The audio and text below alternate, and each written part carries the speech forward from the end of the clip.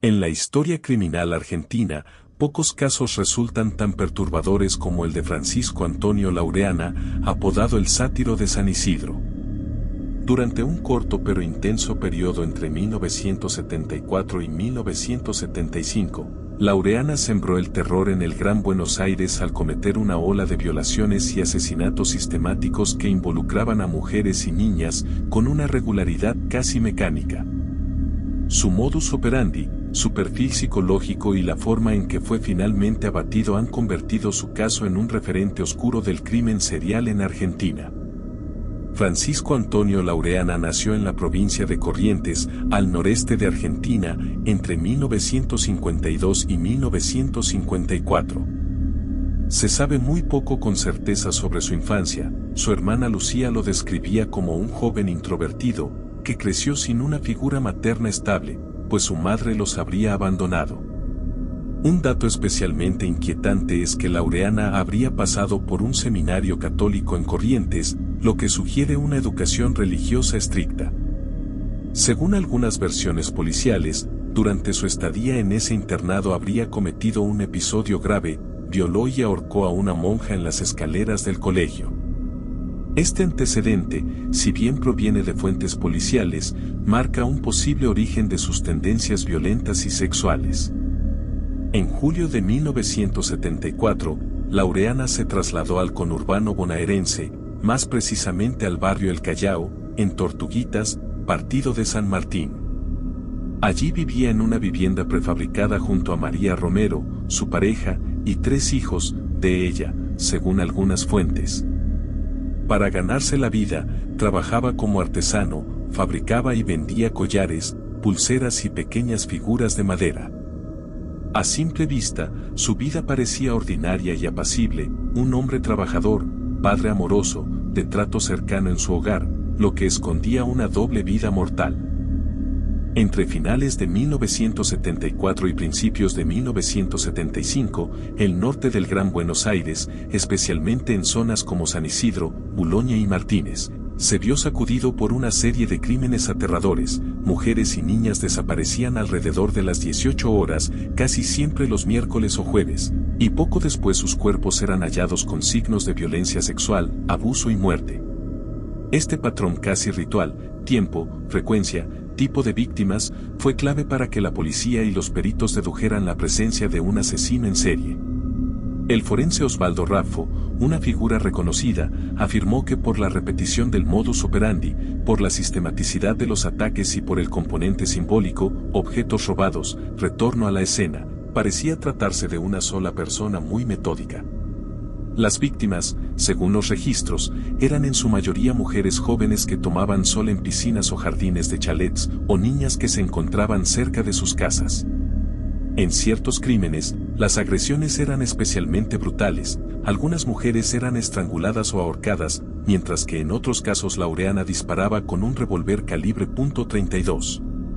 Uno de los episodios más sobrecogedores fue el asesinato de las hermanas Noemí Gabriela, 5 años, y Nora Beatriz Álvarez, 7 años, en Boulogne, en enero de 1975.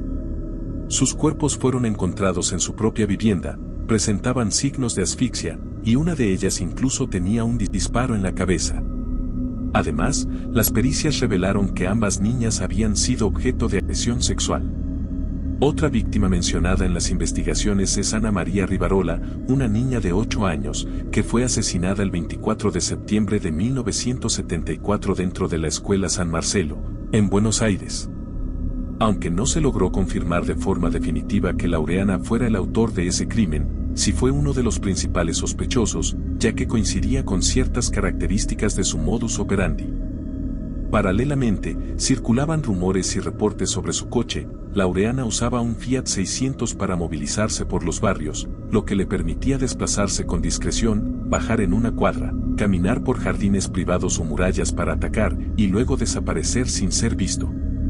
Otro elemento decisivo fue el relato de una niña que, el 27 de febrero de 1975, vio a Laureana pasar por su casa y creyó reconocer en él al sospechoso del identikit. La madre de la niña usó esa información para alertar a la policía. Cuando los agentes se acercaron, Laureana, según los informes, respondió sacando un arma y disparando. En el intercambio, recibió un balazo en el hombro, pero logró huir. Herido, Laureana se refugió en un gallinero al fondo de una propiedad, una pequeña construcción con trastos y gallinas. Según los relatos policiales, una perra guardiana rastreó su olor hasta ese lugar y alertó a los agentes, quienes rodearon el gallinero y, tras una brecha, dispararon hasta abatirlo. En el lugar, encontraron no solo a Laureana herido, sino también evidencia contundente, la bota con los objetos de las víctimas, así como un revólver calibre .32, consistente con el usado en algunos asesinatos. La policía lamentó que le quitaran la vida antes de interrogarlo, pues nunca se conocieron sus motivaciones completas ni su confesión. Los expertos que intervinieron en la investigación construyeron un perfil criminal muy particular. El reconocido forense Osvaldo Raffo, por ejemplo, insistió en que Laureana combinaba frialdad metódica con compulsión sexual. Su regularidad, miércoles y jueves siempre alrededor de las 18, su capacidad para planear y el hecho de tomar trofeos indican que no se trataba de un depredador impulsivo, sino de uno ritualista. Más allá de estos casos, se atribuyen a Laureana al menos 13 asesinatos y hasta 15 violaciones durante su breve racha criminal. Algunos reportes incluso apuntan a víctimas que lograron sobrevivir a sus ataques sexuales, lo que sugiere que pudo haber más víctimas de las que finalmente se confirmaron. Uno de los aspectos más inquietantes del perfil criminal de Laureana fue su necesidad de conservar objetos personales de las víctimas como trofeos. Anillos, pulseras, cadenas y otros elementos valiosos que pertenecían a sus víctimas fueron encontrados en su vivienda, dentro de una bota. Estos objetos no solo representaban violencia, sino una conexión simbólica, cada pieza era un recordatorio del acto cometido. Además, según los peritos, Laureana no solo asesinaba y se marchaba, volvía a los lugares del crimen semanas después para revivir mentalmente lo que había hecho, como si el sitio fuera parte de un ritual interno. Este retorno a la escena denota que su motivación no era solo física sino también psicológica. La reviviscencia del crimen le permitía reafirmar su poder, su control, su fantasía. También se planteó que Laureana observaba a sus víctimas con antelación, estudiaba sus rutinas, elegía momentos con poca vigilancia y aprovechaba la caída de la tarde para actuar con ventaja. Su método no era puramente instintivo, sino planificado y frío, lo que lo convierte en un depredador consciente y muy calculador. La policía bonaerense desplegó un operativo complejo ante la aparición sucesiva de cuerpos y escenas similares. Pero la captura de Laureana no fue inmediata, sino que se desencadenó a partir de varios hitos clave.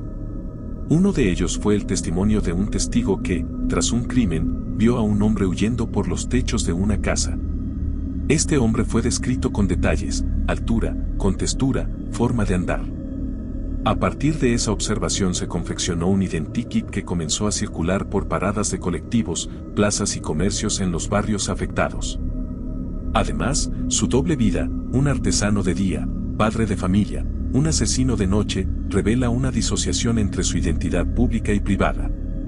Este tipo de separación es común en criminales seriales, especialmente aquellos que tienen un rol social aparentemente congruente. Su pasado religioso en Corrientes también alienta interpretaciones. El hecho de haber estado en un seminario, junto con los informes de violencia sexual en ese entorno, podría haber moldeado su psicopatología. La represión, culpa religiosa, deseos prohibidos y fantasías podrían haber contribuido a su carácter criminal. Finalmente, su colección de objetos robados, trofeos y el retorno a la escena sugieren un sadismo simbólico. No solo buscaba destruir, sino poseer, recordar, reafirmar su poder cada vez que rememoraba los crímenes. El terror que Laureana generó en los barrios del norte del Gran Buenos Aires fue profundo. Zonas residenciales de clase media alta como San Isidro y Boulogne, que parecían seguras, fueron golpeadas por una violencia inesperada. Vecinas organizaban patrullas vecinales, se compartían retratos hablados, y la comunidad vivía con una mezcla de paranoia y alerta constante. La prensa comenzó a llamarlo el asesino puntual por su puntualidad en los crímenes, y también sátiro de San Isidro por el carácter sexual de sus ataques.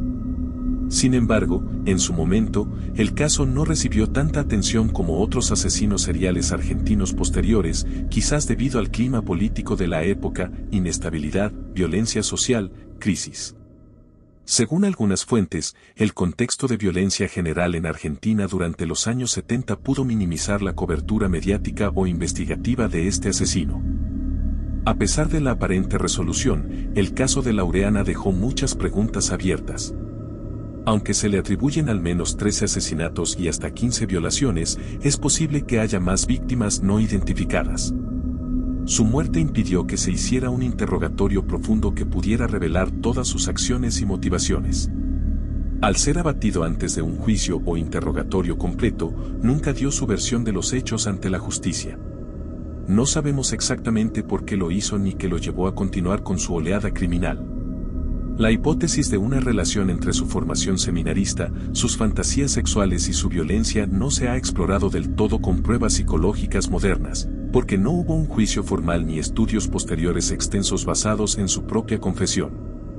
Tal como señaló su hermana, el identikit no reflejaba exactamente su fisonomía.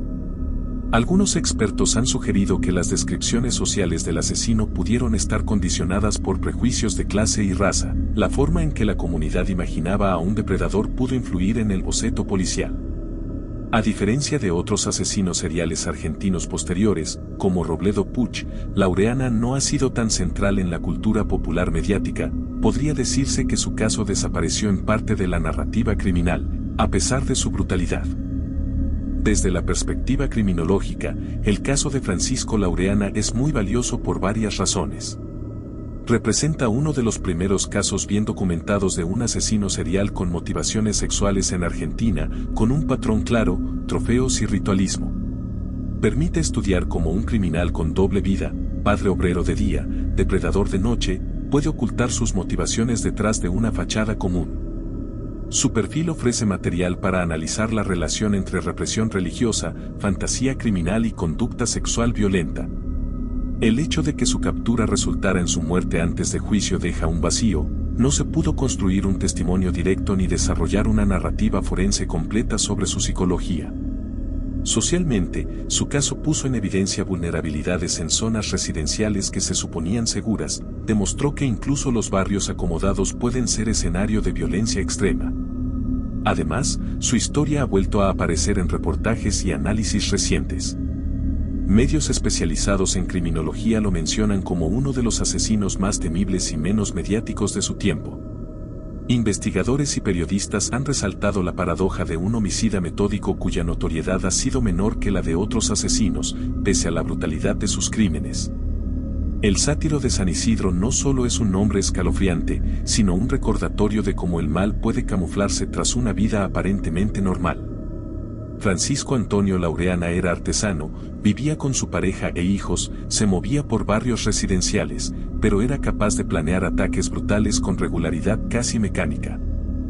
La manera en que seleccionaba sus víctimas, su puntualidad, su colección de trofeos y su retorno a las escenas del crimen revelan a un depredador simbólico, que no solo buscaba matar, sino poseer. Su perfil psicológico, su pasado en un seminario y su motivación sexual compleja lo convierten en un caso fascinante para criminólogos, psicólogos criminales e historiadores del delito. A pesar de que fue abatido por la policía antes de dar su versión, su huella quedó marcada, los asesinatos cesaron tras su muerte, lo que sugiere fuertemente que él era el autor. Pero la falta de juicio y la ausencia de una confesión pública dejan su historia abierta, un misterio en parte irresuelto. En la memoria colectiva de la Argentina, el caso de Laureana sigue siendo un símbolo de horror inesperado, un asesino puntual que actuaba con precisión desde la penumbra de las 18 horas, en un mundo donde muchos pensaban que el peligro no entraría por los jardines, sino que llegaría desde afuera. Su legado, por cruel que sea, es también una advertencia: el mal puede ocultarse detrás de una vida cotidiana, y entenderlo exige no solo miedo, sino reflexión. Si te gustó el video, dándole like y suscribiéndote sería de gran ayuda. Muchas gracias por su tiempo y atención, que tengan un buen día.